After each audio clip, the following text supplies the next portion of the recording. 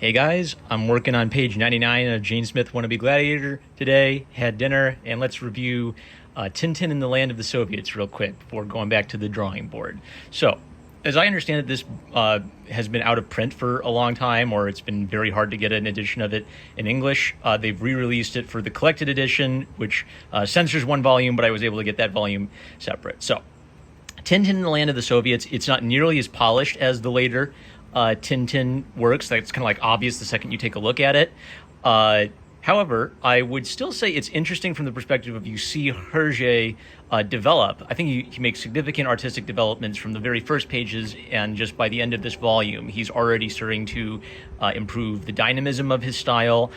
He's already. It's interesting because Tintin clearly starts off as just kind of like a goofy little idea of a character, and already you can kind of see the hints of what this character was going to be in the later volumes. But if you see this and you think, oh, that doesn't look very polished, exactly. The later volumes are much more polished and much more stylistically developed than this. So I guess if you're a casual fan, you could skip this one, but I really did enjoy it from the perspective of trying to get into Hergé's mind as he created this wonderful character. So let's crack it open. Let's take a look at it. So the first thing to notice is extremely simplistic style, and Tintin's even kind of like shorter and stockier in the first few pages, and he kind of gets taller and tougher after just a few pages of this. And there's this great idea that, oh, well, we want to tell kids about what's life like in Soviet Russia, and there's this kind of interesting fourth wall break thing where Tintin is a reporter for the newspaper that is publishing these comic strips, and they assure the reader that all the photographs were taken by Tintin himself. So there's this nice little,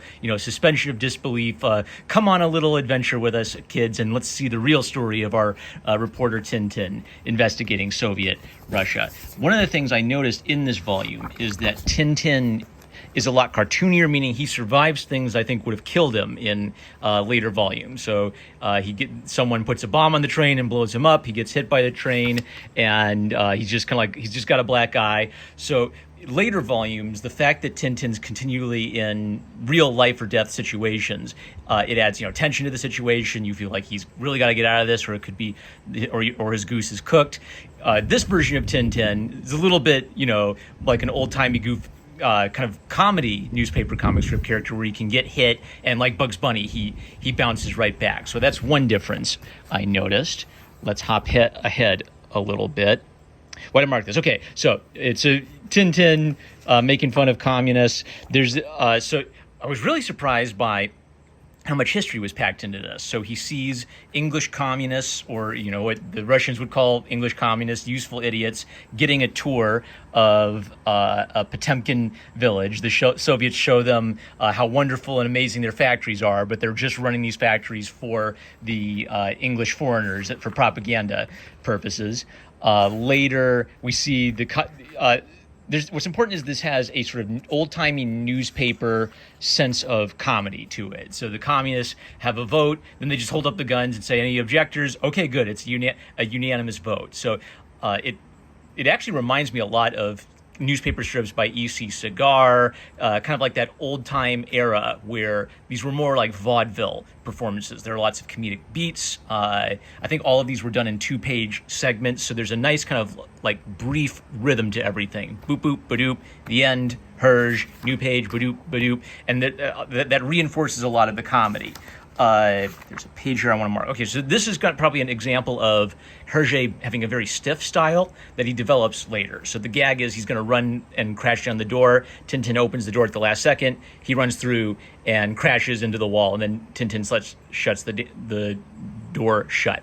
So here you can see this very simplistic thing where he kind of like, he cuts away and shows you both sides of the door. When he opens it, it's almost like it cuts it in half, and there's just one little line indicating where the door frame is. It's not very sophisticated. It's just simple, and it's supposed to communicate the gag idea. Later, we'll see action sequences that are much more dynamic than that.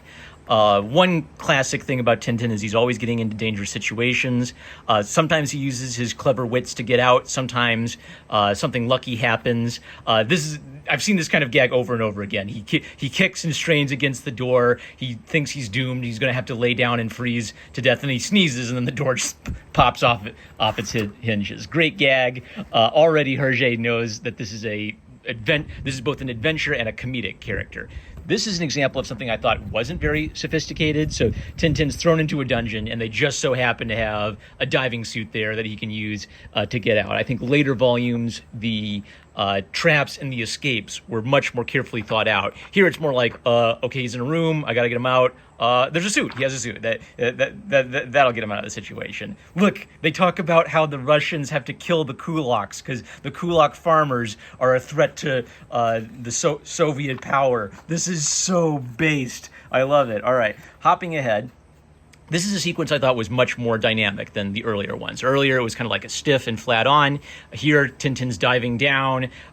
He pulls at the tree branch and it hits them, but then he goes rolling. So we're getting a lot more complicated ideas in the action just within a few 80 pages. So if you look at him at page 1, he's a goofy little kid with giant cartoon shoes. Now he's doing like cool Indiana Jones stuff and getting shot in the butt. I marked this page because this is just sort of like the essence of Tintin in one panel. He sees this big, strong Russian, so he says, "Come on then, sure as my name is Tintin, you won't boast about meeting me." And then this is him. He's scrawny, he's young, he's got a kind of like a baby face, but he has intense self-confidence. He's very daring despite his small frame, and he's very bold, but of course then the big guy just grabs him by the neck. Curb Your Enthusiasm music starts playing. So Tintin combines these qualities where he's not the biggest and strongest guy in the universe, but his daring and his pluck usually, and a little bit of luck, gets him out of tough scrapes.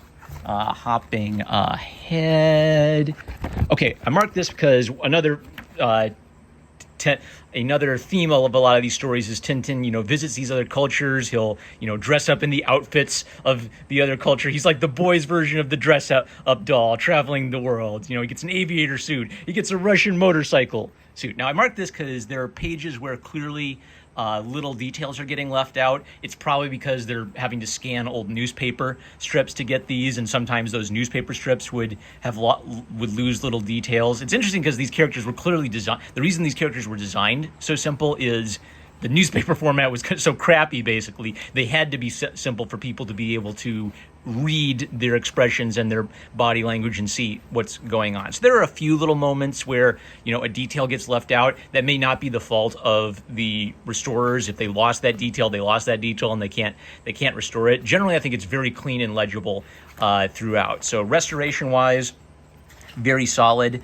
I would still recommend it. Yes, it's a lot cruder than the later work by Hergé, but it has a lot of the key ideas that would make this character such an iconic character. And it's got to be one of the most based anti-communist boys' adventure comics I've seen in a while. So I would not skip this if you are a Tintin fan. The next one will be the epic, legendary, and so almost always censored Tintin in the Congo. We will trigger so many people, but we will not be skipping any of the problematic Tintin stories in this series. And I'm a Marmaduke fan. Love you guys. Catch you later.